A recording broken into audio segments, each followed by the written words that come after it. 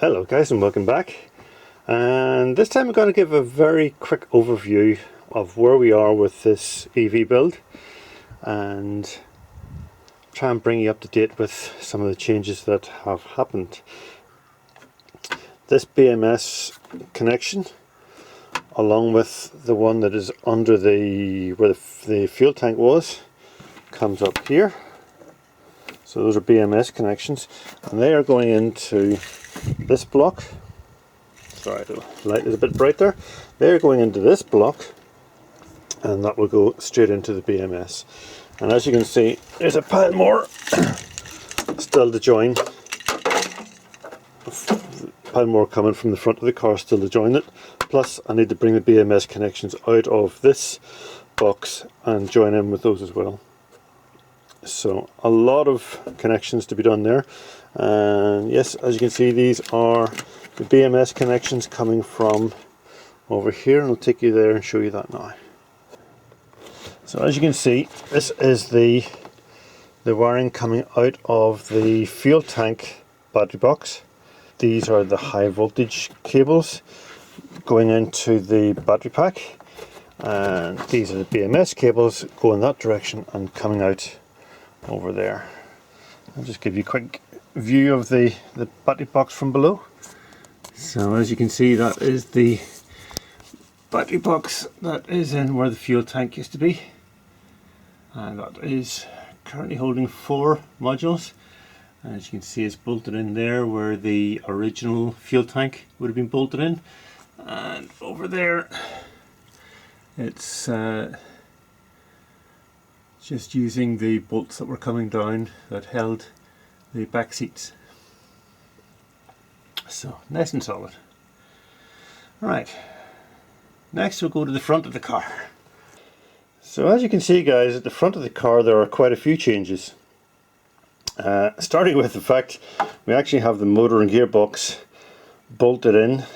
Last time I don't think there was anything in here last time I posted. The motor, gearbox and so on were all still in the test mule. So after a lot of struggling and fighting and working with the hoist and dragging along the ground, we managed to get this into position and raised and bolted in. So I think the motor is bolted in now, that it won't have to come out again. I certainly hope so. This frame is also bolted in and secured, and to that, actually before I bolted in this frame, I decided that a heater at some stage to heat the cabin in the car would probably be quite nice in the winter. So I bolted the high voltage heater that was in the Nissan Leaf. This is bolted to the frame that the motor is mounted on, and also at the same time, you can't see it very well, there's sort of a silver thing down there you can see the top of. That is the vacuum pump for the brake boost. So that vacuum pump came out of an Audi of some sort, A3 or A4, I'm not sure which, but that came out of an Audi, and it is controlled by this little sensor. So the pump sucks a vacuum. This sensor detects what level that vacuum is, and then sends a voltage through on this cable to, I presume in the car it would be the ECU, to tell the car whether to turn the pump off or on.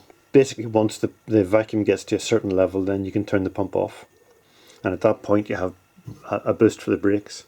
This is just I haven't even secured it yet, but this is a vacuum reservoir which should hopefully provide enough extra vacuum for maybe an extended brake push. The other thing we've done is to start the plumbing, and what I've got here is, this is the standard Freelander water bottle or coolant bottle. And as you can see, I had it turned around a bit further, so I have it secured just with a clip. Pipework then comes out and down into a T-piece here, and the T-piece then goes down and straight into the top of a pump, and then the pump pushes the fluid, the coolant, that direction through to, basically following this path here through to this T-piece, and at this point it takes a 90-degree turn to go into the motor, but it also takes it goes straight through to go into the IRD. Now, it is the device in a Freelander that gives you four-wheel drive, so it does require cooling.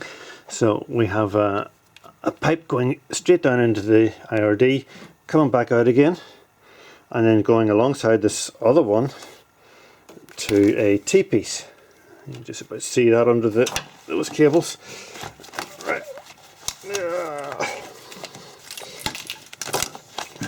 Right. There's your T-piece. So this is the flow coming directly from the pump. This is the flow coming from the IRD, and they go into this Y-piece actually, so that the two coolants are both flowing the same direction and join up here and then go down and into the motor. So that's kind of as far as we've got. It only took me about 10 minutes to tell you all that, and I'm kind of embarrassed to tell you how many weeks it took to actually achieve all of that. Partly because I don't know what I'm doing, and partly because there's a whole lot more work there than you would believe. Anyway, we've now got the stage where, because the coolant is now organized, and because the vacuum pump is organized, and sorry, I forgot to mention, this is the pump for or the header bottle for the heater, the high voltage heater. So I don't know whether you call it coolant or heating fluid is in here, and it goes down into a pump, pumps through the high voltage heater, goes into the heater manifold. No, what do you call it? It goes into the standard Freelander heating system here, and then back out again and into the bottle again. So it's a bit of a loop there. So that is how we're achieving cabin heating. This is a 4 kilowatt heater, so that should be sufficient to heat the cabin of a Freelander. If for any reason I have a problem with that, or I can't get it to work, or there's a major issue, I have got a plan B. There's a thing over here that this Freelander had from stock, which is called a fuel burning heater. Now this device will burn kerosene or diesel and will give quite a bit of heat. I can't remember what the kilowatts are. It's a 5 kilowatt heater. I don't know if you can see it or not. So that's actually a 5 kilowatt heater that works by burning diesel or, like I say, kerosene. Now I don't really want to use that. I can if I'm stuck, but for one thing it's noisy, for another thing it's smelly, and it kind of goes against the whole ethos of the idea of building an EV if you're going to use a fuel burning heater to heat the cabin. But it's an option, it's there if I choose to use it. So I guess the next thing would be to install the charger. It goes in here. Get it plumbed so the pipework will have to come out of this and into the charger. Then get the inverter on, which goes on top, and have the pipework coming out of the charger and into the inverter. And then it can come out of the inverter and back round to complete the loop into the T-piece at the coolant bottle. So that all has to be done. We'll do that next, and then once that's done, then we're at the point where we're starting to install the batteries in the front. And that's when it's starting to get exciting, guys, because I can actually see an end to this. Oh, I forgot. There's a radiator here as well, which the coolant will have to go into. These are all, by the way, nice and secure, basically either jammed in or cable tied in, so everything is nice and tight there, with the exception of that. And of course our crazy power steering pump system will just sit about here. This is the original Freelander power steering pump, which I'm driving from a car alternator. Hello guys and welcome back. Quite a lot of time has been spent to achieve a lot, but it doesn't look like very much. And what I mean by that is I'm putting everything back into the car pretty much where it was before, so you would think it would just be a matter of bolting it in. But of course the last time it was in the test mule, and a lot of things just weren't sort of buttoned up, they weren't finalized and sort of cut to length and so on. So that's what I'm doing at the moment. I have sorted out the plumbing so that I'm happy that the coolant and the heater plumbing are all as good as I can possibly make them. And I've started installing the front batteries. As you can see, there's two large battery modules in here, and then there's two more large ones here. And I'm trying to get the BMS wires sorted out for them so that I can get them to the back of the car. Like I showed you in the last video, there's the BMS is going to be in the rear of the car. And to bring the cable, I've actually got my hands on some multi-core, which is over here. This is 25 core 0.5 millimeter. You can just sort of see the end of it there. 25 core 0.5 millimeter multi-core, as in each of the cores is 0.5 millimeter squared. There's the, I can't find the other end. There it is there. So that's the cores that we're dealing with. There's something similar to the cores that were in the Nissan Leaf BMS connections anyway, so I'm happy that should be enough. You know, they should be heavy enough to handle whatever milliamps there are going through them. Each of these would be sitting at 3.7 volts, so it'd be say for the sake of argument, it'd be 3.7 volts difference between this one, and then between this one, and so on. So over 3.7 times 25, it'll actually be 24 in this case. That's quite a lot of volts of a difference between them. So, but it is rated at, I think it's rated at 500 volts. I think I read that somewhere. Rated, there it is there. 300 to 500 volts. So it'll not be anywhere near 500. As you can see, I've also got the alternator motor, or ulti-motor as I call it, is installed, and the 3-phase and the low voltage, so the DC wires, have been extended into this here. This is just a, I think that's some heavy duty, I think it's 4 millimeter cable that I happen to have lying around for the 3-phase side, and then 2.5 mil cable, I think that is, for the DC. Neither of these cables are going to have to carry very much current. I think the maximum this is likely to be running at is something like 400 watts, something like that. I don't even think it'll be as much as that. It'll probably be drawn about 300 watts.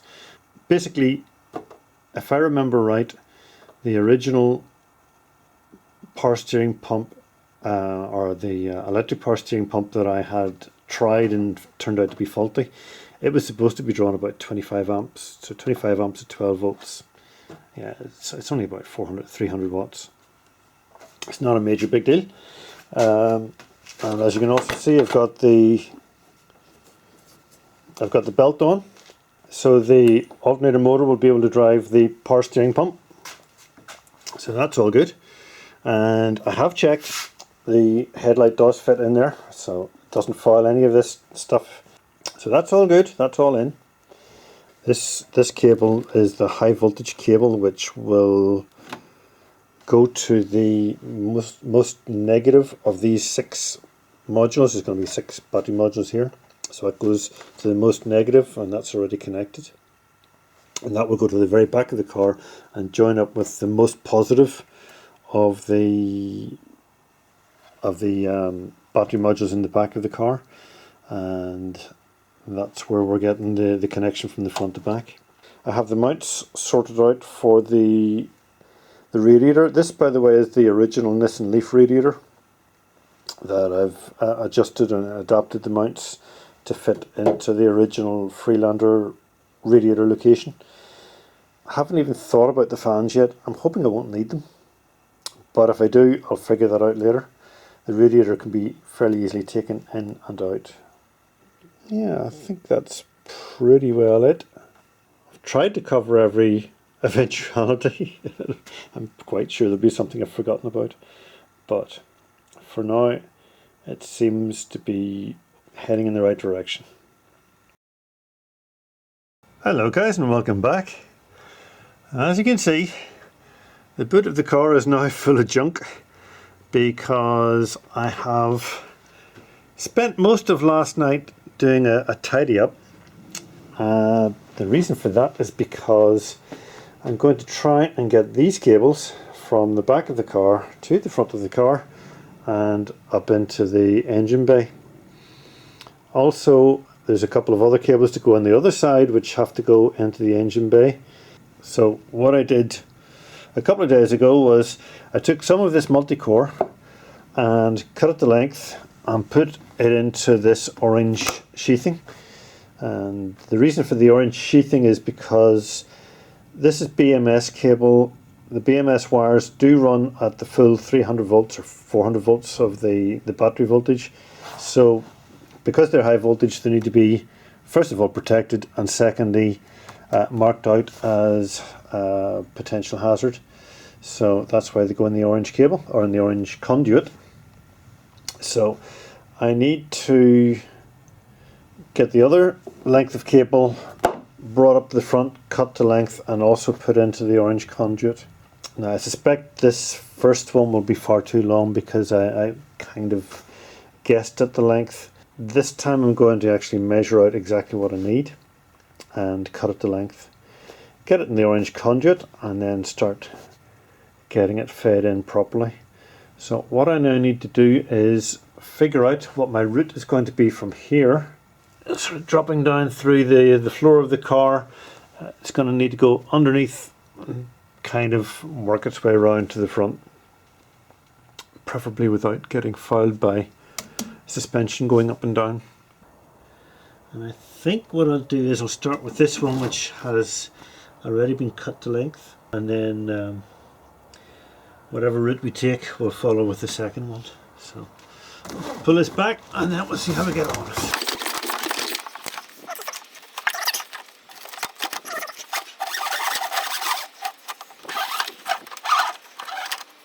So as you can see, it's now coming down from the bottom of the car, or from the boot, and going along there over the subframe. Now I know at the moment it's kind of close to the drive shaft, but if it was up like that, which it can be, it'll be well away from it. So in the meantime, as you see, it was just over the handbrake cable, and now we'll try and see what we can do down the bottom here.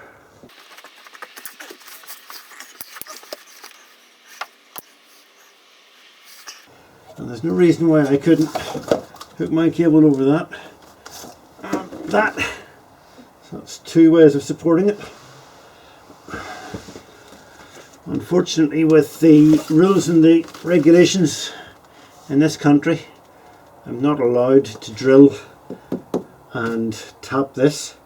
However, the fuel tank pipes used to run along here, and there are holes along here, so I should be able to use those holes to, I don't know, maybe put a riv nut in or something, just to support the cables coming through.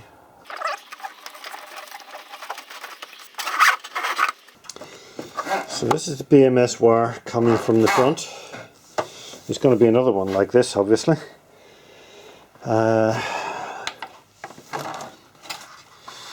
Right, so we need to avoid these because that is from the gearbox, the gear change. But that's okay, you can easily be cable tied just underneath them. And I'll need to come up this, the other side of this bar. That's simple enough. But as you can see, we've got way too much length to go to about here somewhere. So it kind of has to come up the front and into this battery box. So I need to bring it in here to join up with all these other cables. There's plenty of room above those modules. I hadn't originally intended to have quite as big a gap above the modules, but now I do, it's actually turning out to be quite useful. So what I need to do is to drill a hole through about there.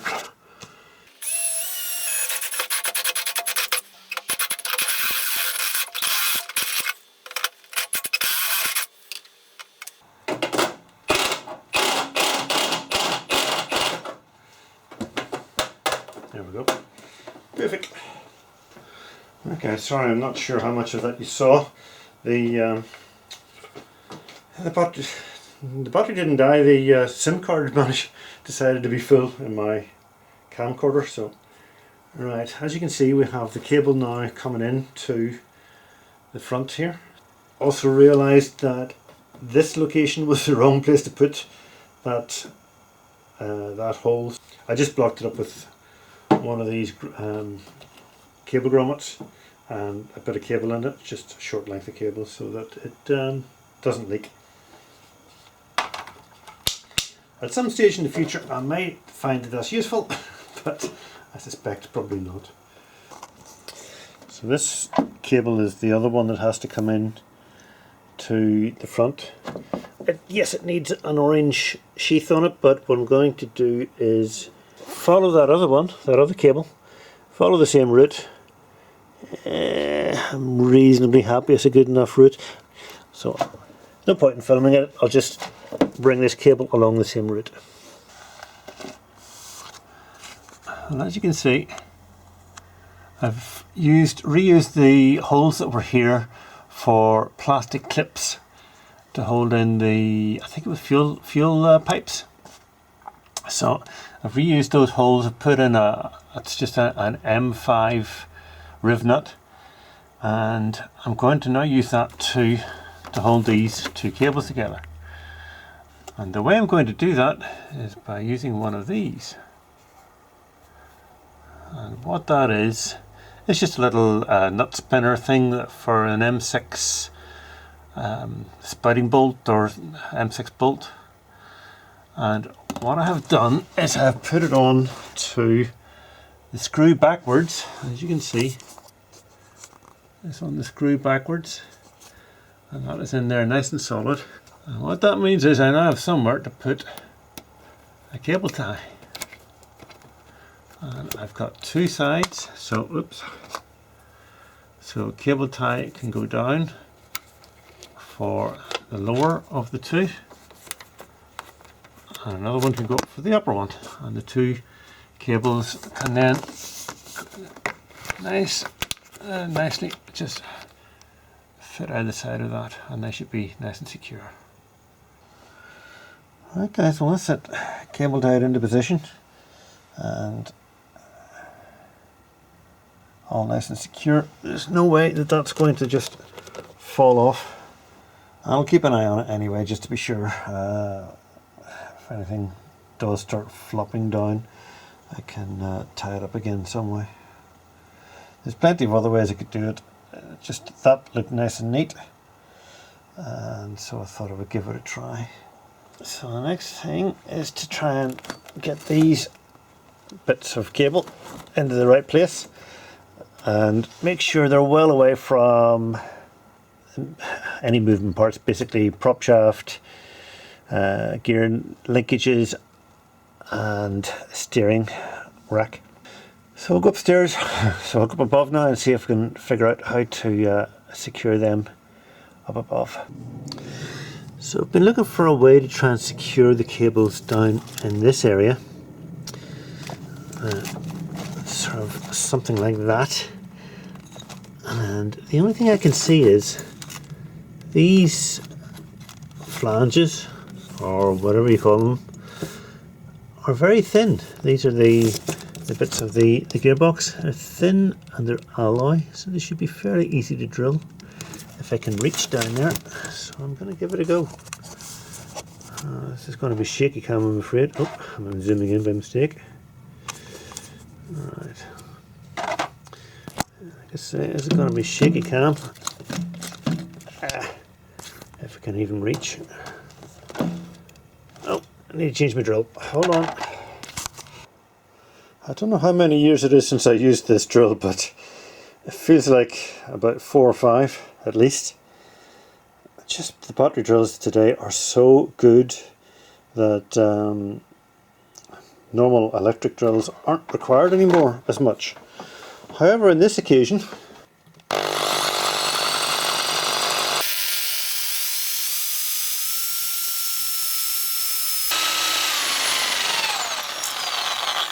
that's good. And try the lower one.